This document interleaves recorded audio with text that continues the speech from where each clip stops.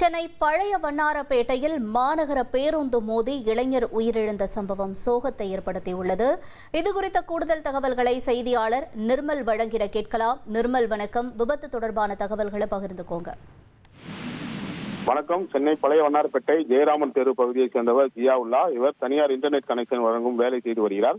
இன்று காலை வேலைக்கு செல்வதற்காக வண்ணாரப்பேட்டை கல்லறை சாலையில் நடந்து வரும்போது சுங்காச்சாவடியிலிருந்து திருவான்மூர் வரை செல்லக்கூடிய மாநகர பேருந்தான 6D பேருந்து மோதியதில் ஜியாவுல்லா பரிதாபமாக சம்பவ இடத்திலே உயிரிழந்தார். தகவலின் பேரில் சம்பவ இடத்திற்கு வண்ணாரப்பேட்டை போக்குவரத்து புலனாய்வு போலீசார் விரைந்து வந்து உடலை கைப்பற்றி அரசு ஸ்டான்லி மருத்துவமனைக்கு அனுப்பி வைத்தனர். இந்த நிலையில் பேருந்தை ஓட்டி வந்த ஓட்டுநரான திருநாவுக்கரசு என்பவரை போலீசார் காவல் நிலையம் அழைத்து சென்று விசாரணை செய்து வருகின்றனர்.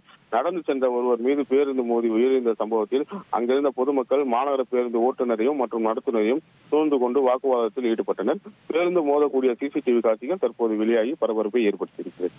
விவரங்களுக்கு நன்றி நிர்மல். இனி செல்லும் இடமெல்லாம் செய்தி. தந்தை டிவியின் வாட்ஸ்அப் சேனலை ஃபாலோ பண்ணினா செல்ல இருக்கும் இடமெல்லாம் செய்தி. இதோ QR கோட் இப்பவே ஸ்கேன் பண்ணுங்க, ஃபாலோ பண்ணுங்க.